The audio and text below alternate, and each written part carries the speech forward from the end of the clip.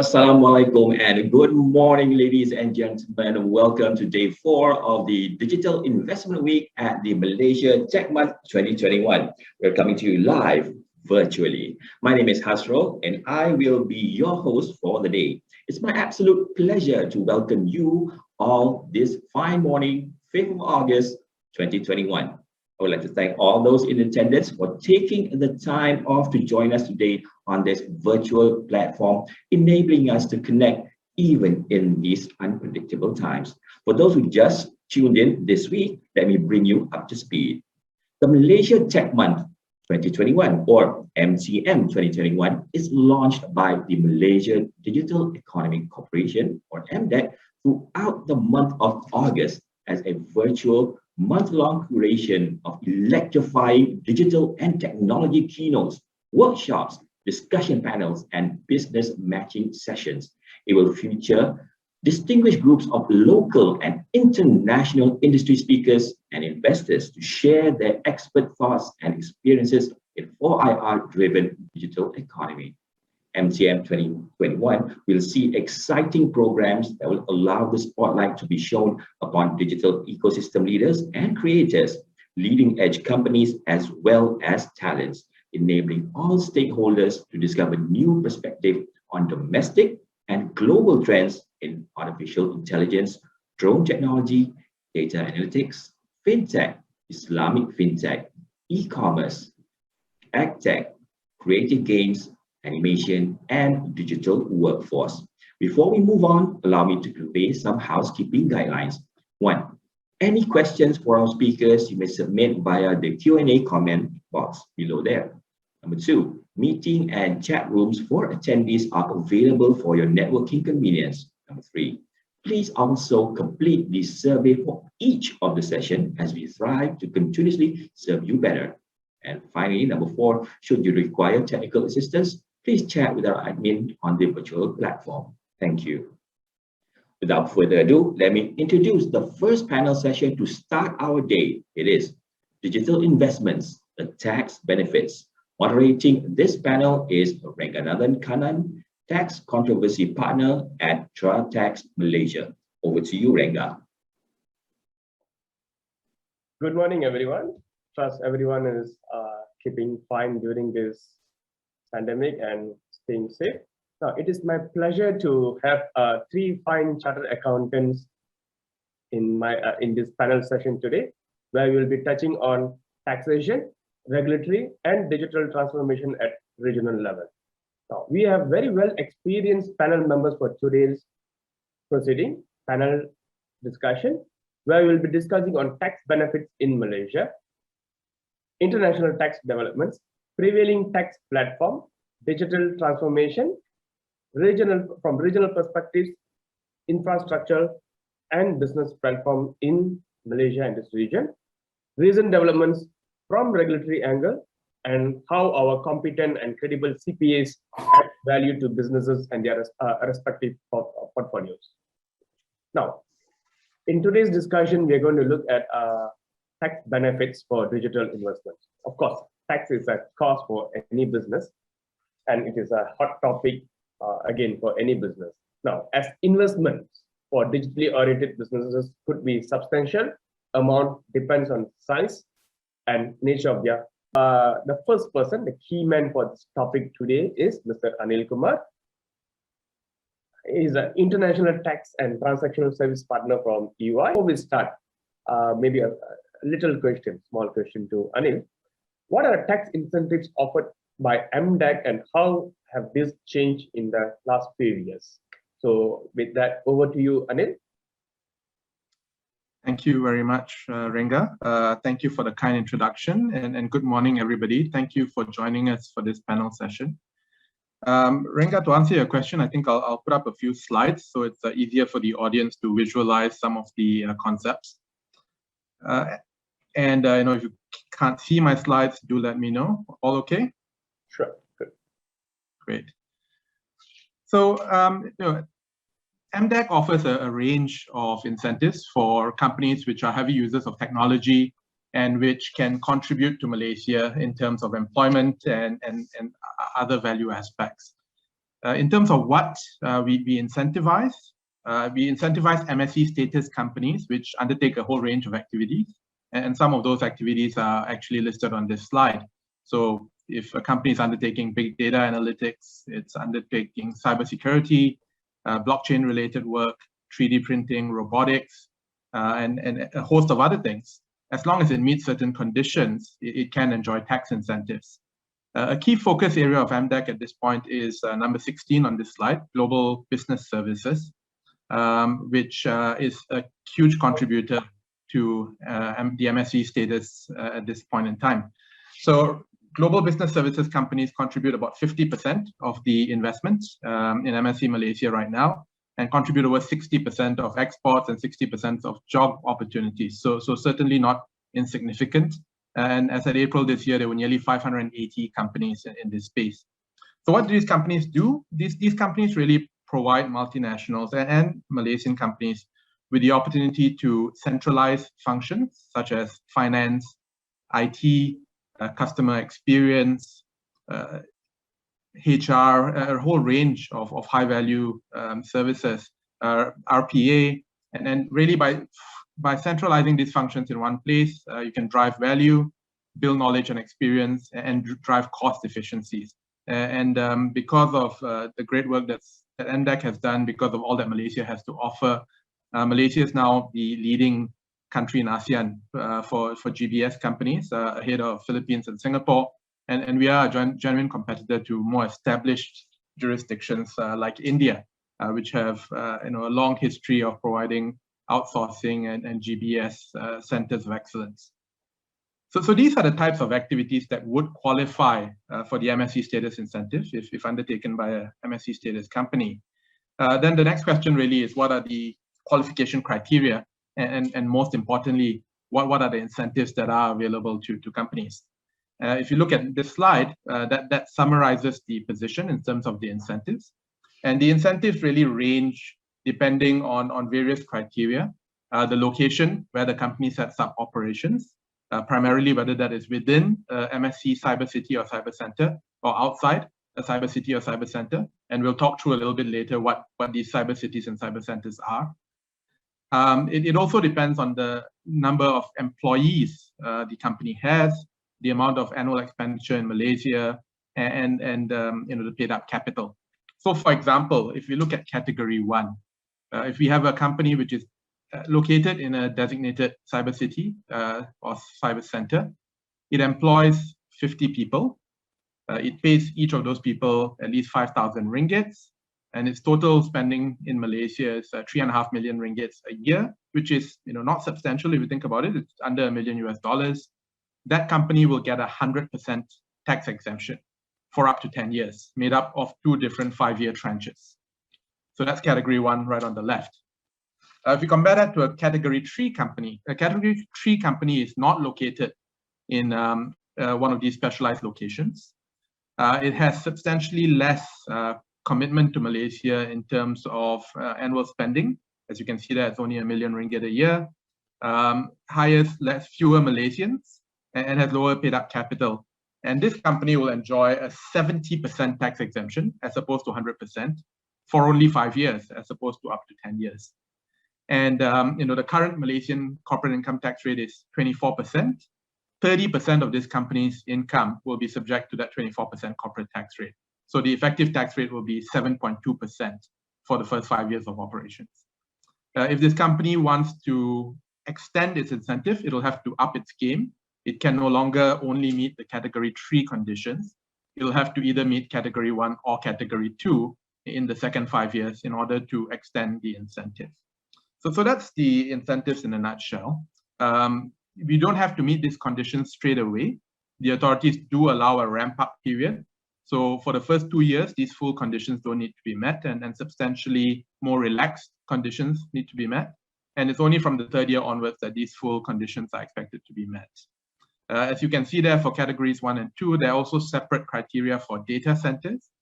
Data centers need a lot more investment in terms of fixed assets, but these companies can get away with far fewer employees. They only need five employees, and they can still qualify for the 100% tax exemption.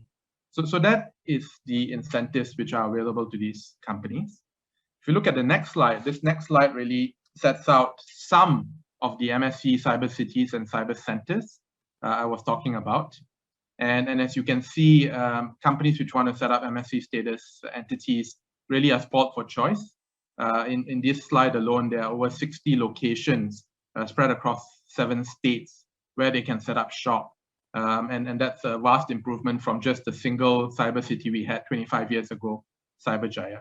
So in summary, really, Malaysia offers very attractive incentives for companies which undertake these types of activities.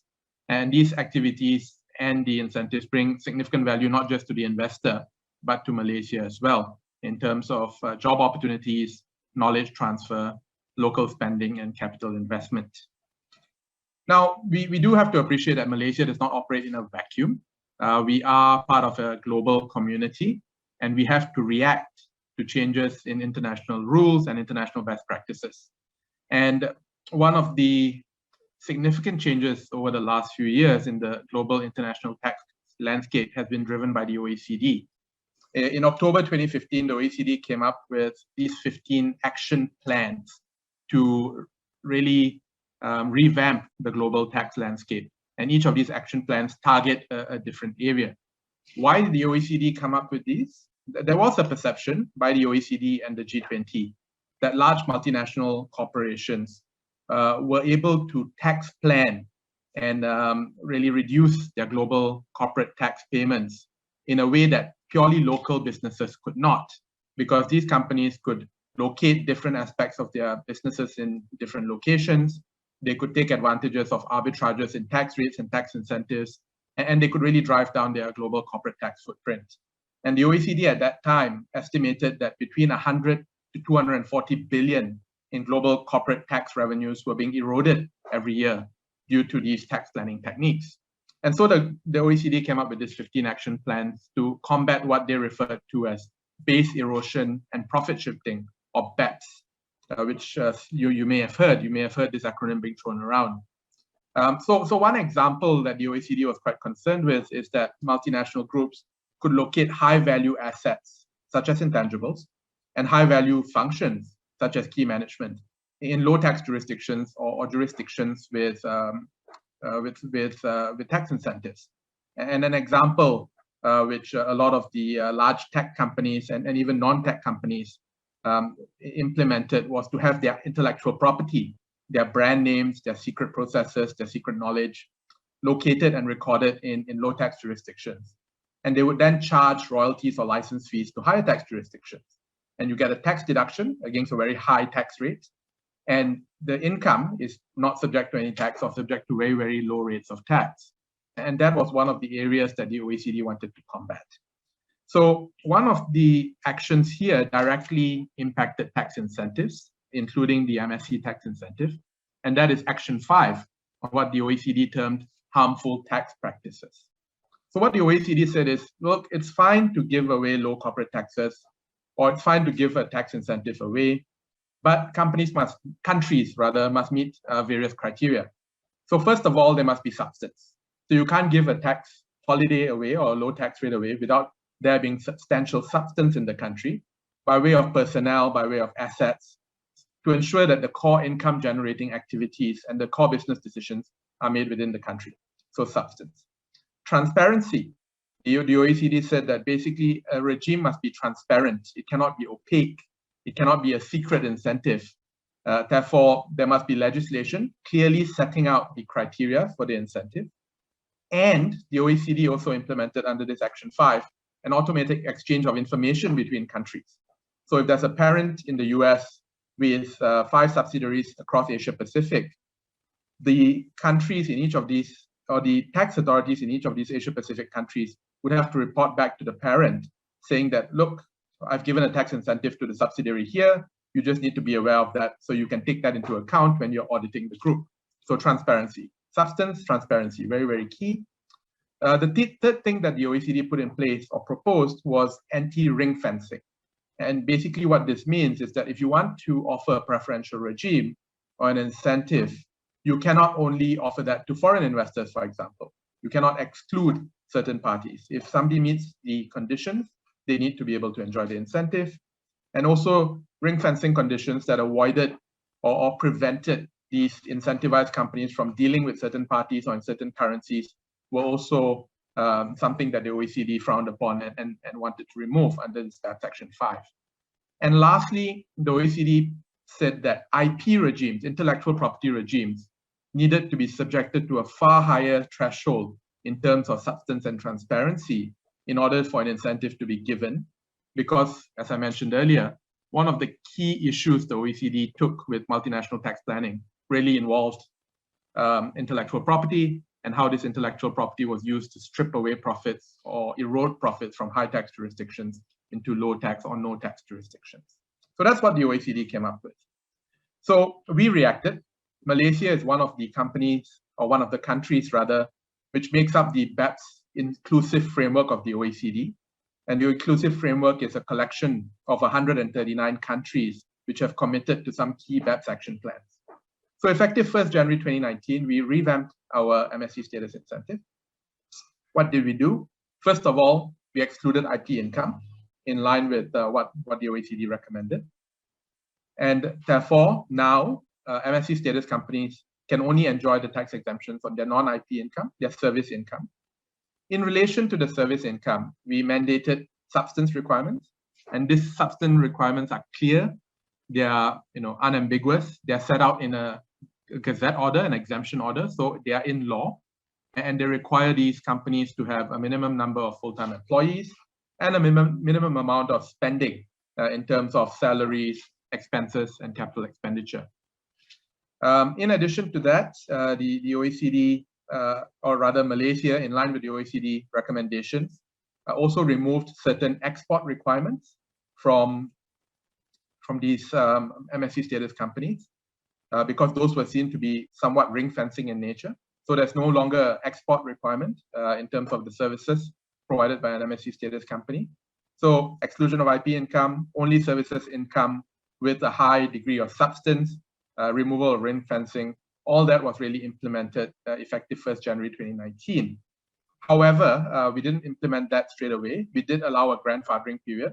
So companies were allowed to continue with their previous incentives on IP income, for example, for a certain period of time, generally up to 1st January this year. And this grandfathering period was also allowed by the OECD. So we didn't spring this on investors overnight. We gave them some time to adapt and to change. So that was really the changes that took place to our regime, the MSC status regime. And while we did tighten up the conditions and while we did exclude IP income, really this was in line with what the international community was doing. So it just demonstrated that we do in Malaysia and in the MSC status companies and incentives, we do comply with international best practices. We comply with international rules and recommendations.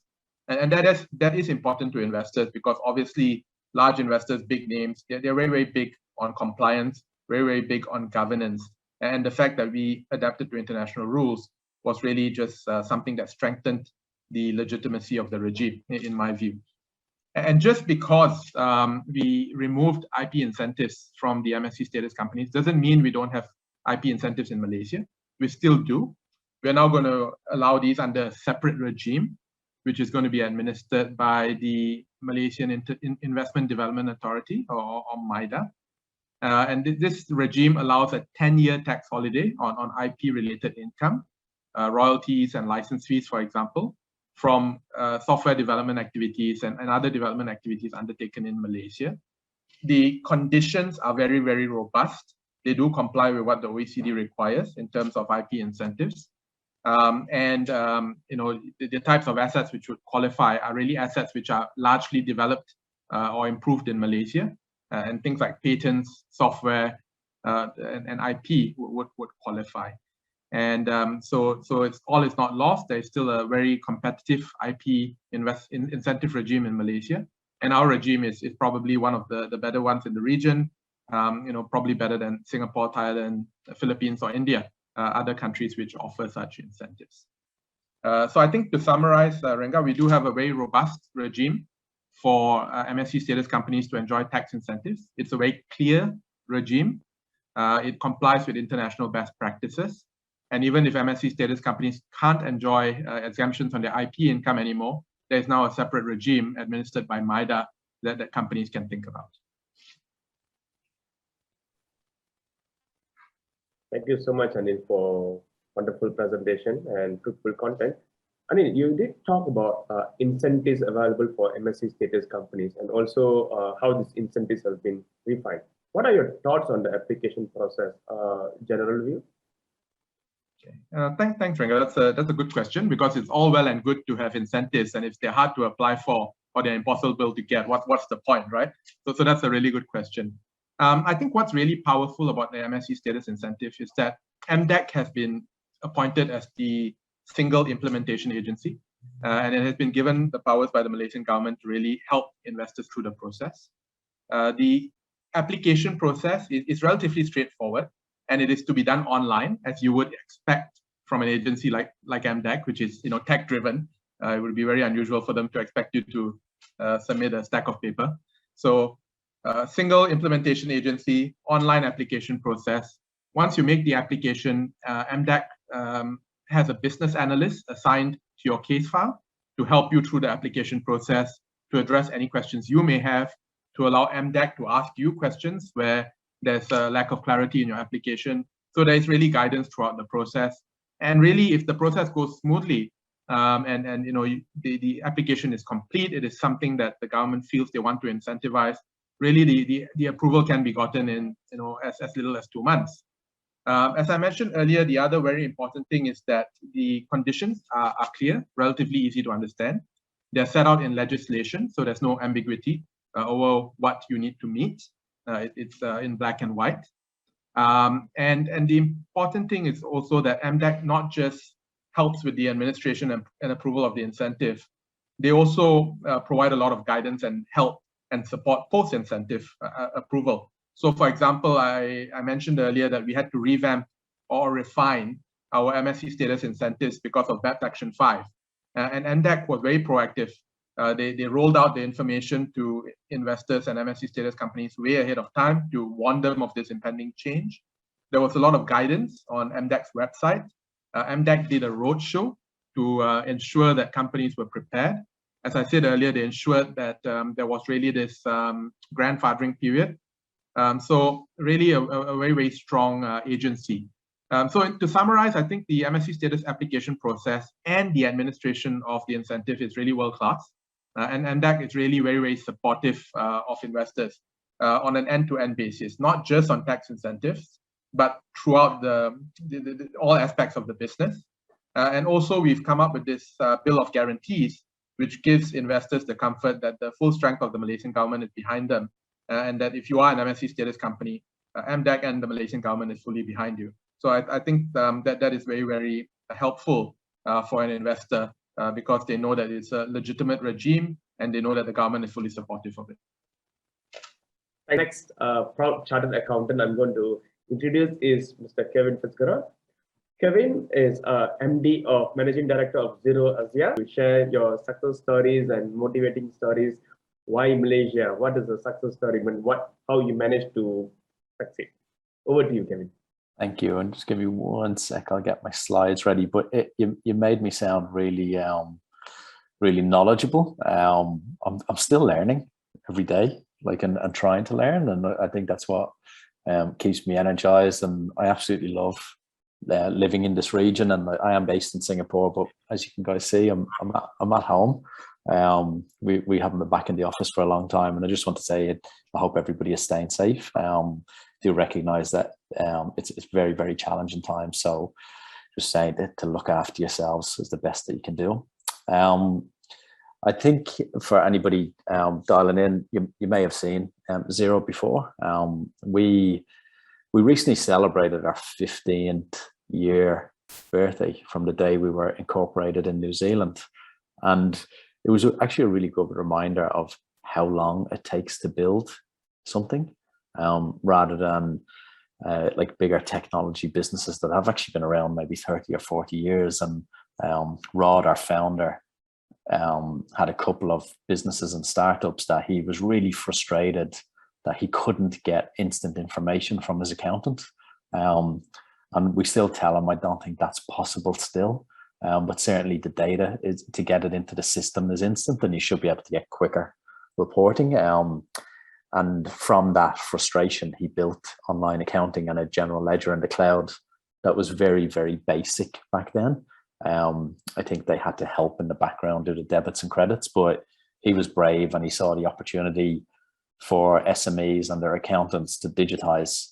And we now serve 2.7 million SMEs globally and 175,000 in the region. And it's something that we're very, very passionate about, because for years, and Rengi, you were great listing off those really big named companies that I've worked for.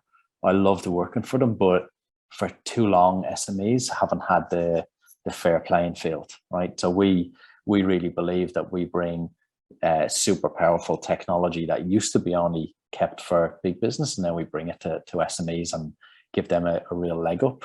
And I know you guys are big supporters of Xero and have been for many years.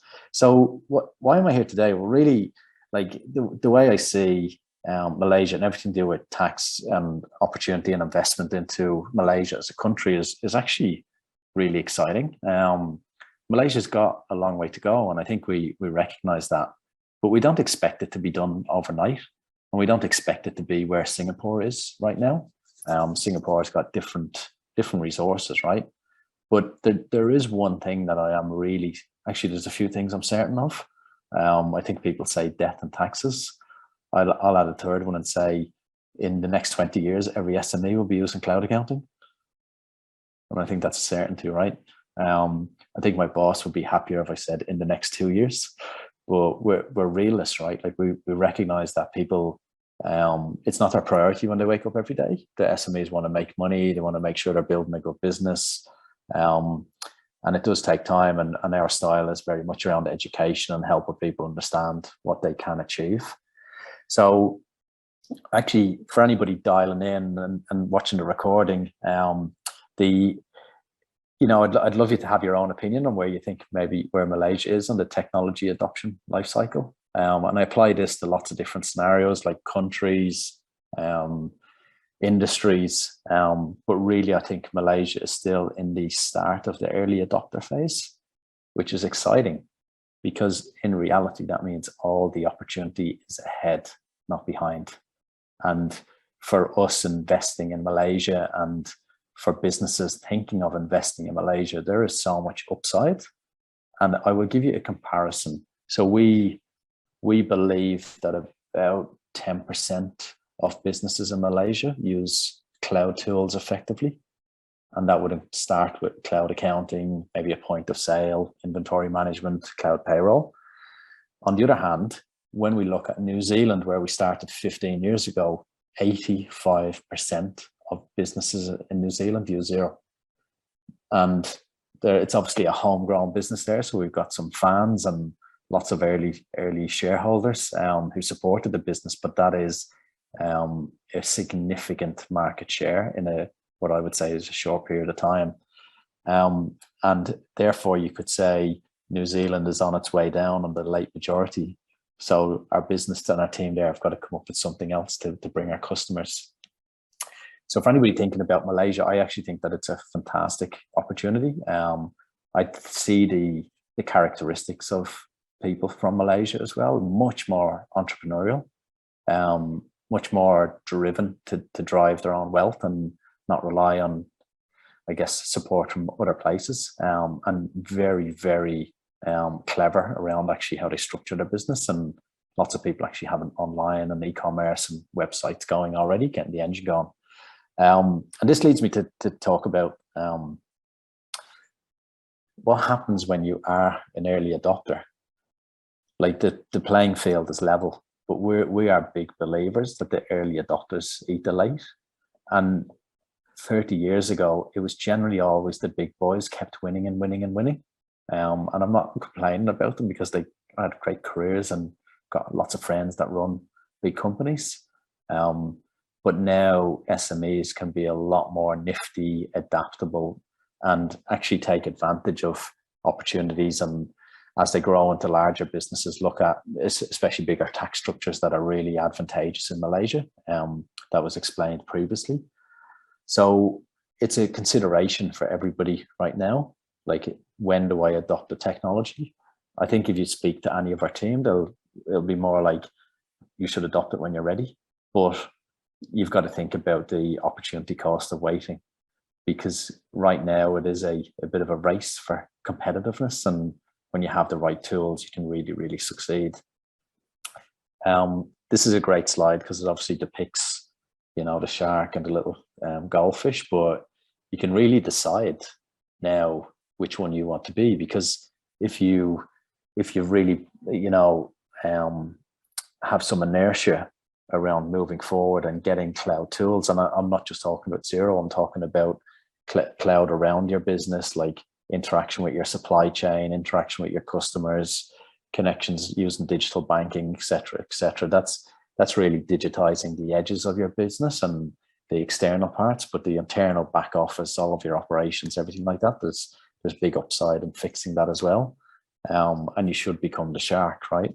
And you should actually get the opportunity that's out there, because I speak to too many business owners that are busy doing admin and approvals instead of speaking with clients, finding new clients, and extracting a beneficial relationship from that conversation, which hopefully returns in a great service or product that you give the client, and they give you money, right? Like, that's as easy as business should be. We obviously assess and survey accountants heavily. Like, the majority of our revenue recognition, in fact, probably 70% of it, is recognized through accounting firms that buy Xero from us, and then not only resell it to SMEs, but charge for the implementation, charge for the education, and actually support their SMEs. And we want those firms to support their own clients rather than us actually bringing Xero directly to SMEs. And this stat, like, I think it applies across a lot of businesses. 30% of the time is on manual data entry.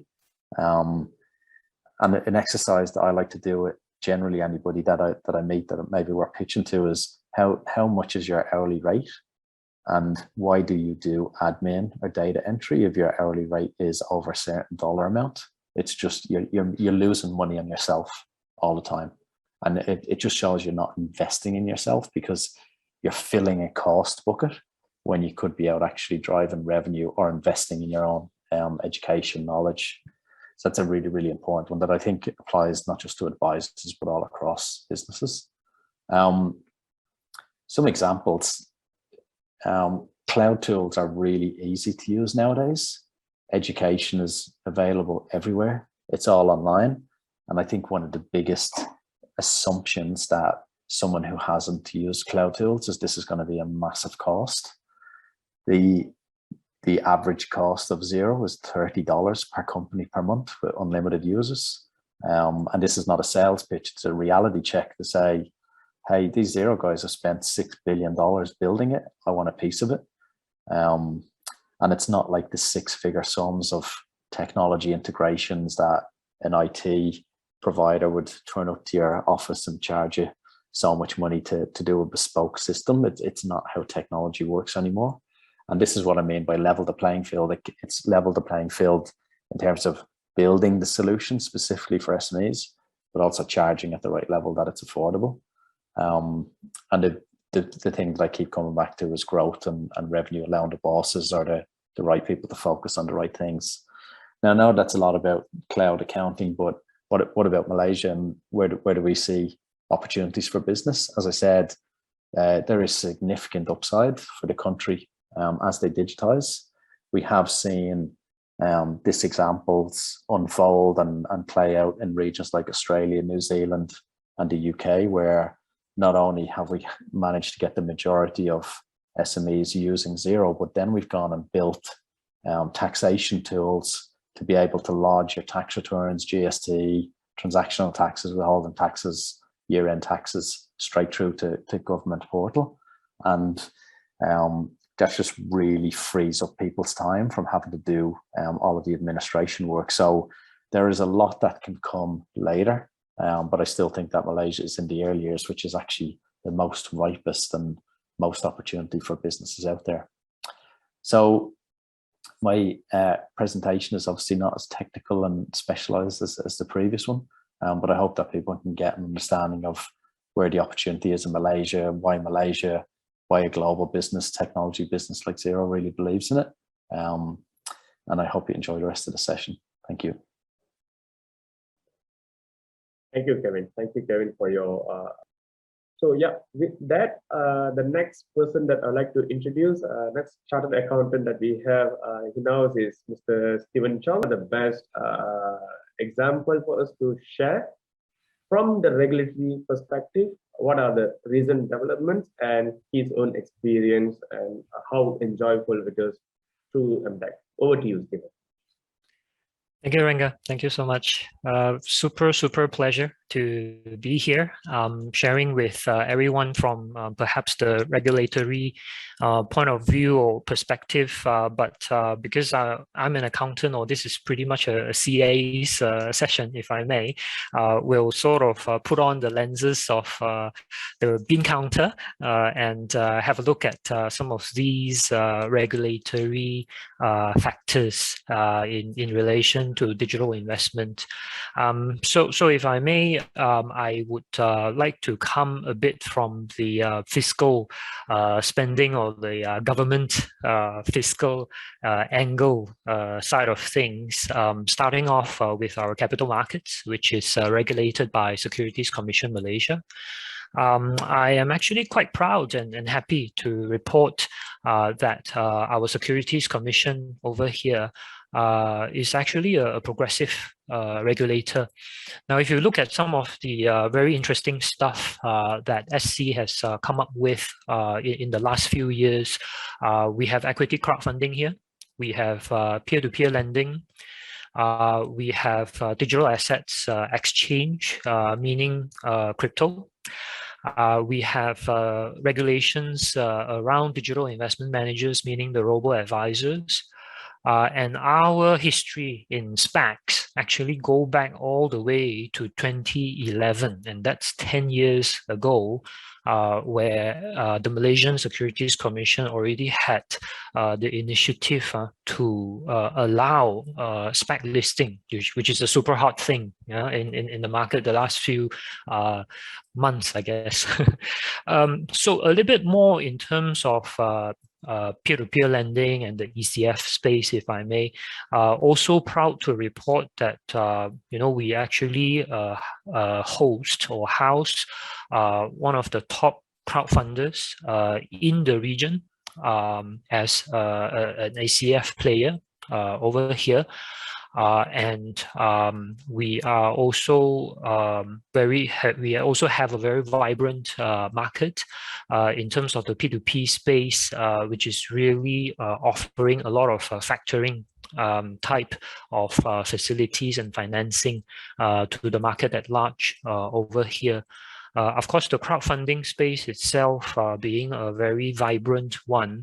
If you look at my second point, at one point, this was just last year, the Securities Commission administered this co-investment fund that actually invests on a 1-to-2 basis for crowdfunders and also peer-to-peer campaigns. That means that every 2 ringgit that you raise, the government will match it up with a ringgit. Now, to me, that is a lot of money. And from a fiscal policy point of view, I think the government has been very, very proactive in coming into modern financing such as ECF and P2P, and actually bringing in the government's resources as well. To add, MySIF, or this co-investment fund, is even supported by other government agencies such as the MTDC, which is the Malaysian Technology Development Corporation, where they come in and match you another 30%. of funds raised. So just between MySIF and MTDC, you're actually quite comfortable when it comes to crowdfunding. So that is one example, for instance, that I'll just underscore for you in terms of what regulators, which we probably perceive that they're there to be gatekeeper, but I'm quite happy to report that over here in that the capital market regulators are actually very supportive and very conducive to businesses, foreign and local alike, in Malaysia. Would also like to mention that we have a sponsor-driven ACE market. So while I put this under Securities Commission Malaysia, but pretty much Securities Commission Malaysia allows quite a lot of flexibility to our ACE market, which was has its roots as our pseudo Nasdaq market very, very long time ago. But basically our ACE market here is sponsor-driven. And there is no minimum operating track record or profit requirement. And as an accountant, I do host foreign companies that actually intend to come to Malaysia to list. So, for those of you in the audience out there, pondering or looking at investing into Malaysia, don't forget we have a vibrant and a very capital market with very strong liquidity and retail participation. Even throughout the pandemic year, last year, this is proven. We have a capital market like that for you as well. Last but not least, I thought to just also mention that Malaysia as a capital market is also a global leader in Islamic finance, whereby our sukuk or our Islamic bonds actually takes up 40% of the global share of sukuks issued in the world.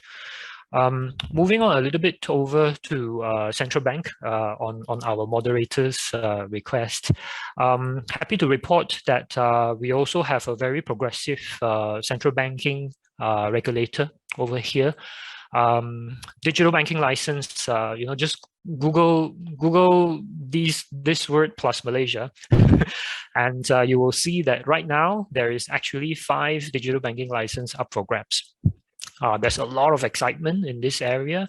There are a lot of consortiums where local and foreign businesses, where it's a consortium of finance-based corporations and tech-based corporations are actually ganging up together in consortiums to file or to apply for this digital banking license, which is really one of the most exciting things in the banking scene happening right now. But I'll just add that if any one of you out there are interested, I can mention that I know for a fact that the central bank is very, very particular about one thing, and I will quote unquote the central bank for you here. It goes like this: access and responsible use of suitable financial solutions to unserved and underserved segments. So I guess it's not really a space for bloodsuckers, but it's a space where if we have a solution that can help the unserved and the underserved segment, I think the central bank will have its doors widely open for you to propose ideas and solutions.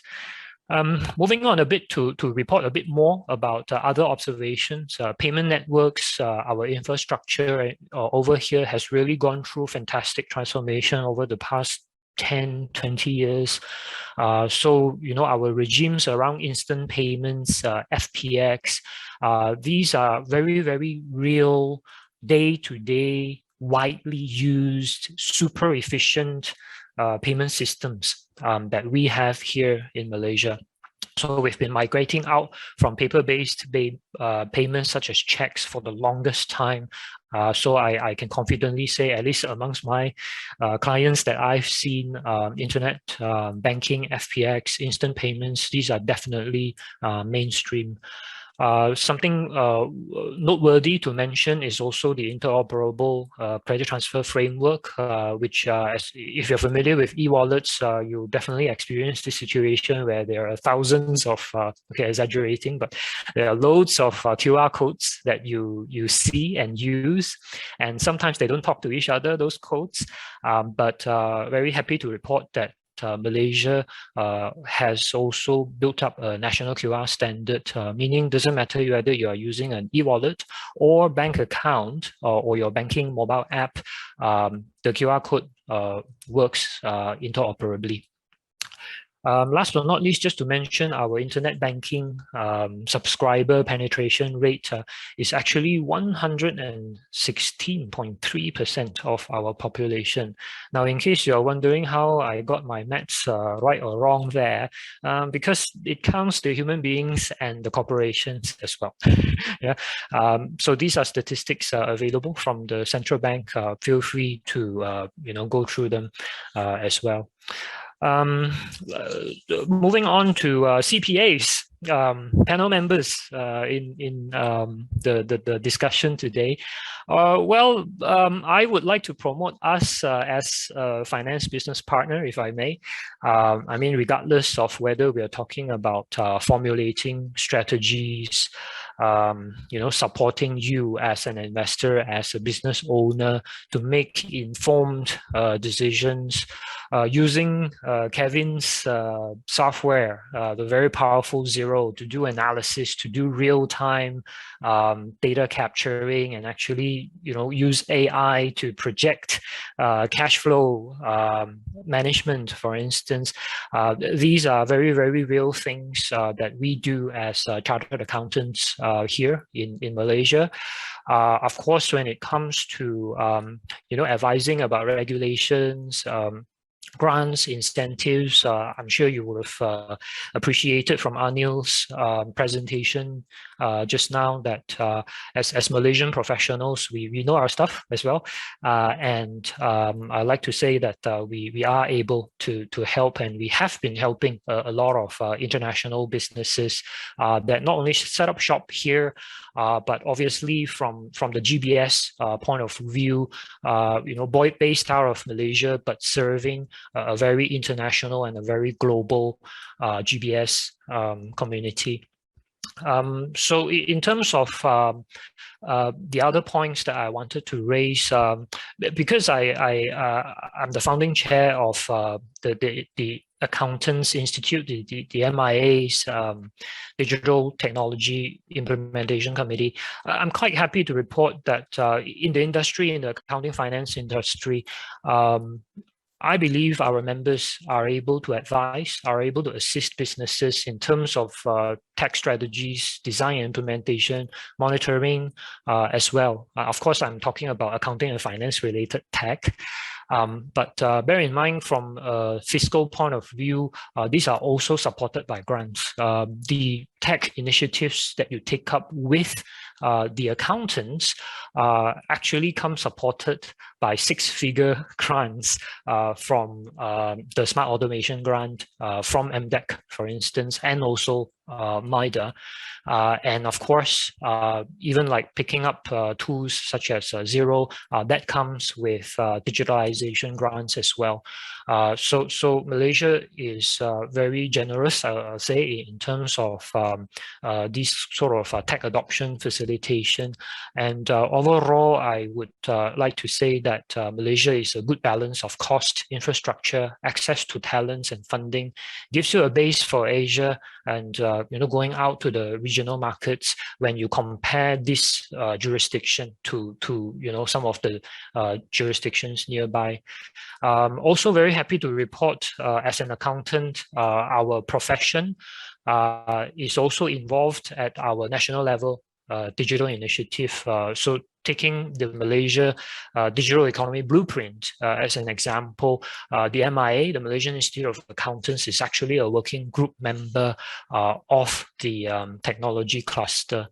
Renga, I'll pause there. Back to you. Thank you, Stephen. In the interest of time factor, because I understand Kevin is rushing, I'd like to cover a quick one from Kevin.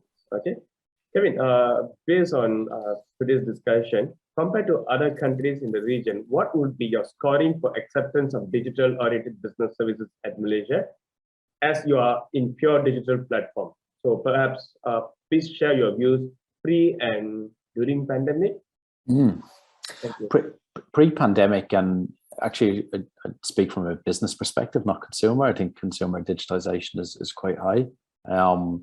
But business, I would have said it was still really, really early days in getting started. And what we identified in the market was there's a really high level of curiosity over what tools can I get? Like how do I use it? How do I learn it? Who are the experts? And in an early stage market where technology is trying to be adopted quickly, there's some slow starts because there's actually not enough talent that know how to use the tools, even ours. Like we were going to accounting firms and they were like, it sounds great, but none of my staff know how to use it. So I don't really want to slow them down with the work that they're doing today. And that takes time to get through it, and we call it the quicksand stage before you really come out of it and start to scale. During the pandemic, I think there was probably two phases. I think at the start, there was so much uncertainty that everybody just was to hit pause. And I feel like we're replicating that again now because there's uncertainty again. But in the middle section where it felt like it was getting better, there was a bit more confidence.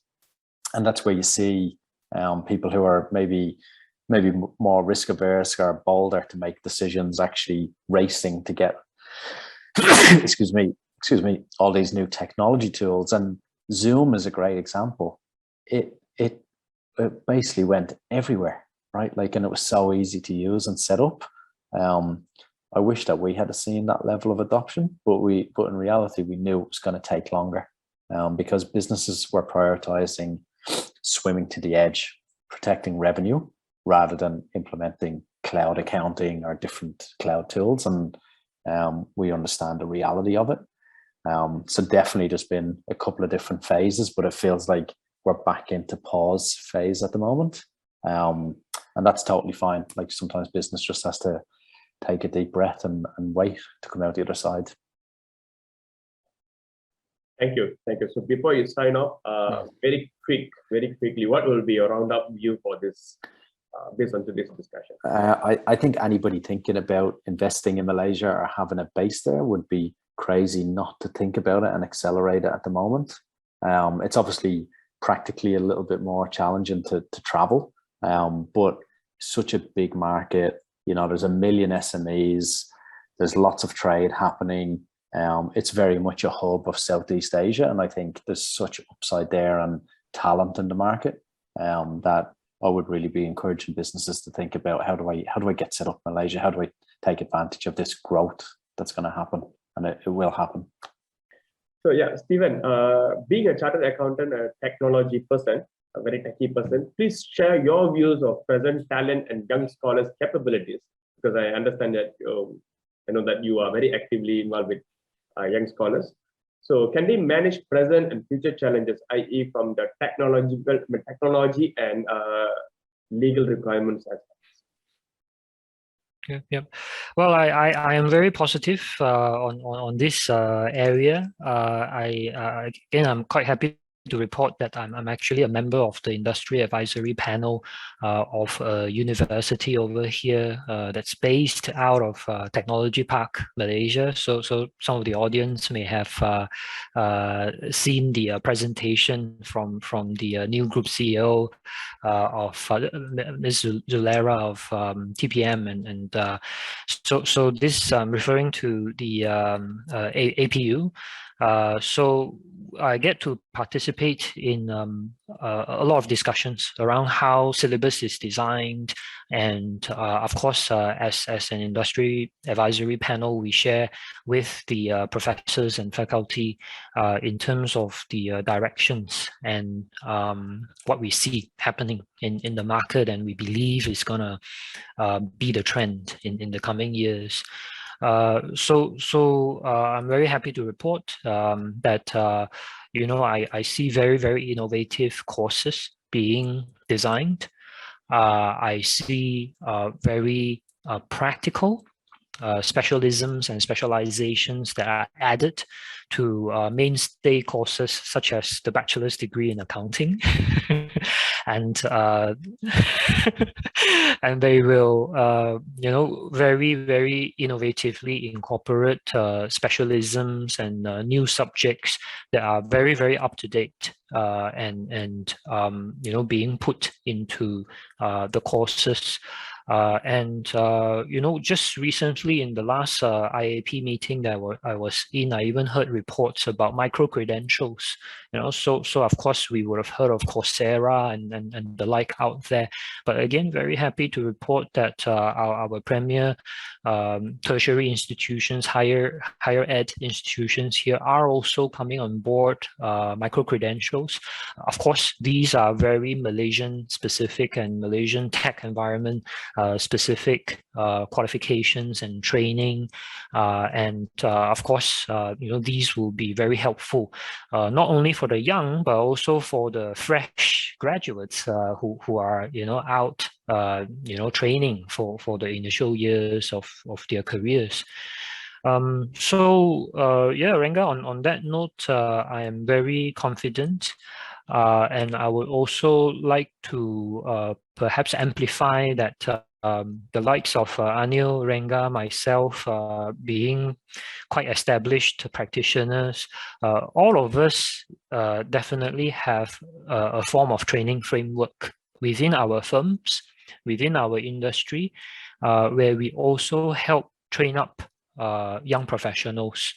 So it's already built into our industry for the longest time that you get academic training from one, you get professional certification from another, and you come out to our practice, and we will make sure we scrub you and train you, and make the young better than us.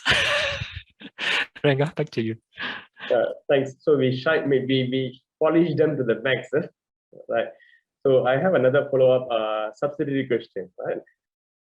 Could you please share with us your perspective as an accountant serving Malaysian tax startups on your observations around how Malaysian businesses and consumers have adapted to the pandemic? Well, thanks for that. I mean, I would actually like to echo what Kevin just mentioned just now.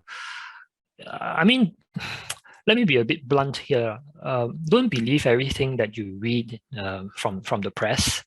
I mean, we all know very well that by spinning the negative side of stories, it helps sells more papers, But I mean, as someone where I see how my clients are performing, I'm here in Malaysia. I see how consumers are spending and living through adapting this new normal hashtag.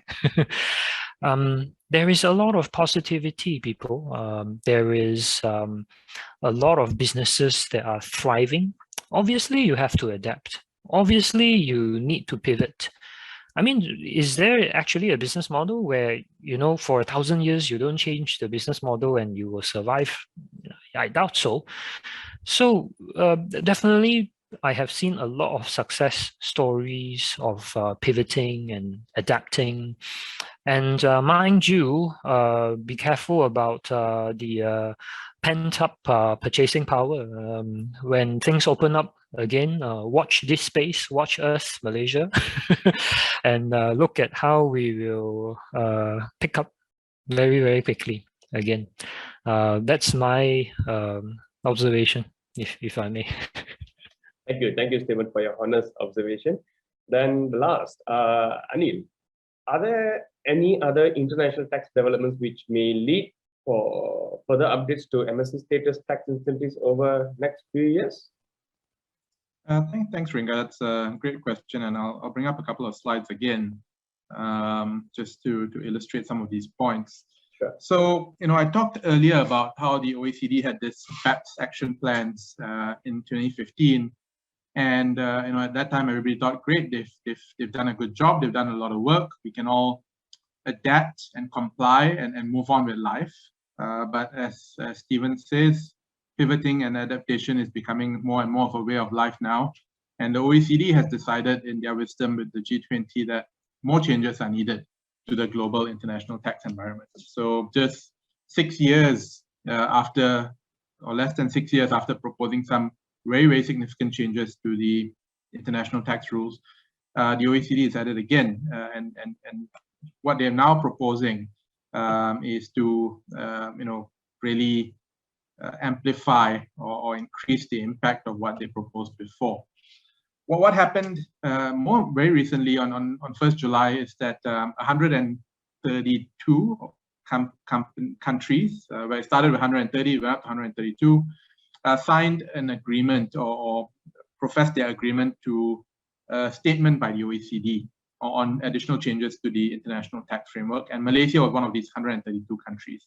There were 7 countries which held out, 7 out of 139, and the OECD and the G20 are now trying to convince them to also accept these changes that are proposed. So what exactly did the OECD propose on 1st July?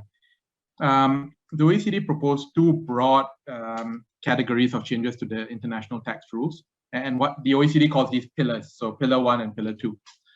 One of the issues the OECD is trying to address is that the current international tax rules, where there is a cross-border sale of goods and services, including digital goods and services, imposes tax in the jurisdiction of the seller and not the buyer. So for example, if I'm a UK company selling to Malaysia, Singapore, Thailand, Australia, the UK company will only pay tax in the UK, and they won't pay tax in any of these jurisdictions where the users or the consumers reside.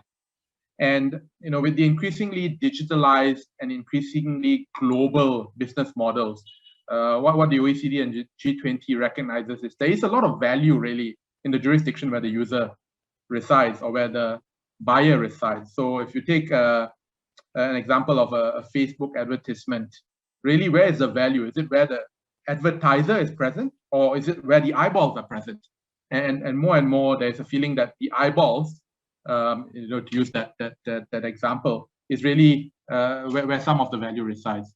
So that really brought about Pillar 1, to take some of the profits which are being captured in the seller jurisdictions or throughout the supply chain. It could be where the seller is located, where the IP is located, where the sales and marketing is located, to strip out some of those profits and allocate them to where the users or the consumers are located. And while this started as a digital tax play, so the OECD said we want to tax digital businesses, what has really come out is they're saying, okay, forget about digital, we're just going to tax all the really big companies. And so they came up with a figure, any company with, any group with over 20 billion euros in global turnover and profitability of more than 10% will be subjected to these rules. And the OECD currently expects 100 companies to worldwide to be subjected to these rules. The list of that 100 is not available yet.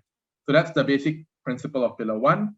Take away taxing rights, not all taxing rights, some taxing rights, away from jurisdictions where the seller are located and other areas in the supply chain, allocate them to the user jurisdictions, not all user jurisdictions where certain thresholds are met. So of course, if you sell 50 ringgit to a Malaysian guy, nobody's going to expect you to come and file a tax return in Malaysia. The threshold that they've proposed are over 1 million in revenue from a jurisdiction, or in certain cases, 250,000 in revenue for smaller countries.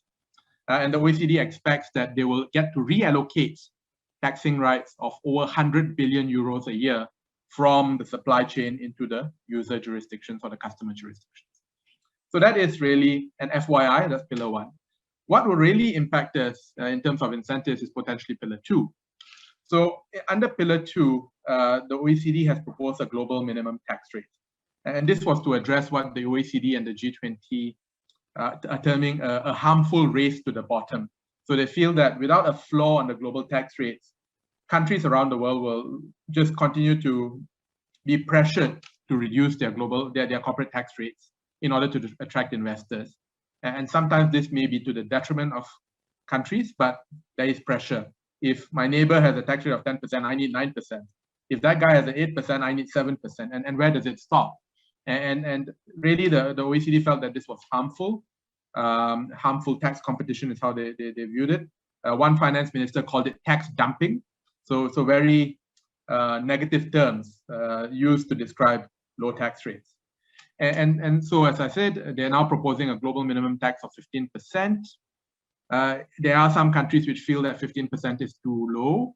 The US, for example, and some countries in Europe think that 21% is the right figure. But really, what this means is that we will probably see changes to how countries offer incentives, how countries set their tax rate. How will this 15% be applied? Maybe through an illustration again. So if we have country C at the bottom, let's say that country has a 0% tax rate, it does not implement Pillar 2. Pillar 2 is optional, it is not mandatory, but we feel that a lot of countries will try and implement it. Let's just say this country at the bottom, let's call this Malaysia. Malaysia does not implement Pillar 2. Malaysia has a 0% tax rate. That's a trading entity in Malaysia. The trading entity is held by the US, for example, and I state a 20% tax rate there. The current US tax rate is 21%. President Biden wants to take it up to 28%. What the US will do is say, well, Malaysia is not taxing this income at all. It's a 0% tax rate. So we, in the US, will impose a 15% tax just because Malaysia did not impose any tax on that profit. So even though Malaysia does not distribute up that profit to the US parent entity will file a return in the US and pay tax of 15% on the profits of the Malaysian entity because Malaysia did not tax it. That's one way they're going to collect the 15%. The other way is that, let's just say the US is in turn owned by Barbados or Bahamas, which has a 0% tax rate. Because those countries are not paying any taxes, the US may deny a deduction on interest payments or royalty payments into Barbados or Bahamas, or they may impose a withholding tax into those payments in order to get to a global tax rate of 15%. And this generally all applies to related party transactions. In terms of third-party transactions, it shouldn't apply. So bottom line, the world is trying to go to a minimum tax rate. Bottom line, that could be 15%, it could be higher. So we talked earlier about tax incentives and how we all love tax incentives. What does this mean for MSC Malaysia? Does this mean that if we have to go to a 15% tax rate, if we choose to do so, that we'll be in trouble? Well, I think there's still a bit of time before we really see how this lands. There's another OECD meeting in October this year, as you can see from the bottom of that slide. But there is a lot of political will and a lot of political push by the G20, the OECD, the G7 to really push this through. There are countries around the world. Kevin's home country of Ireland is not happy with this. Hungary, Estonia, not happy with this because these guys are saying that smaller countries need tax as a tool to draw investment. We don't have critical mass in terms of users. We don't have huge budgets. We don't have political might. We don't have all these things that large countries have, natural resources, land. So we need something. And if you take away tax, then really what are we left with? Well, they are protesting. They are really putting their views to the OECD, but OECD is still pushing ahead. And you know, we'll see how this ends up, but they're really proposing for this to be implemented in 2023. Back to my question, what will happen to MSC Malaysia? I think that really, you know, this will really not have a negative impact on the MSC Malaysia offering. If the world moves to a 15% tax rate, it'll be a level playing field. Everybody will be on the same platform. So really what investors are going to look for, as they look for now, tax is not the only thing investors look for. They're going to look for the investment ecosystem. Which country makes it easy for me to do business? Which country can offer me a lot of non-tax things, which I'll talk about in a minute, and I'll go there. And in fact, countries like Singapore, Hong Kong, and Switzerland are already taking measures to promote ease of doing business, ease of setting up companies, convenience of compliance, all these things which investors want and value. Countries are already starting to market those. So coming back to MSC Malaysia, we've got a lot going for us. As I said earlier, we've got a very strong implementation agency with 25 years of experience. They know what investors want. We have got you know, a bill of guarantees which allows freedom of hiring, allows freedom of capital, allows freedom of the internet, you know, freedom of ownership, so it can be 100% foreign owned. All these things are really valuable to investors. we've got a huge track record. As I said, we've got really big names in MSC Malaysia, and obviously a track record and big names will attract more big names. And to Stephen's point earlier, we've got a huge talent pool in Malaysia. We've got a multilingual, multi-talented talent pool. We've got very progressive and supportive regulators, as Stephen pointed out. And all these things are really valued by investors. So I think that if we double down on these advantages that we have, really there's no reason that we will see a lack of interest or a reduction in interest in MSC Malaysia if the world does move to a 15% corporate tax rate. We may have to think about other incentives, non-corporate tax incentives we can give investors. For example, grants, subsidized, office rental, things like that. We have to be creative. I think talent is going to play a huge deal because MSC's companies provide services, and services are provided by people. So we need to understand what investors want. We need to work with the universities to make sure the courses are practical and that the individuals who are taking these courses will have employment opportunities and experience. And in fact, MDAC is already doing this. So MDAC works with premier digital tech universities and polytechnics to develop very robust curriculums. And they work with large companies to provide internship opportunities, to provide employment opportunities, and to provide input into the curriculum. And as Stephen mentioned, he's involved in some of these initiatives as well.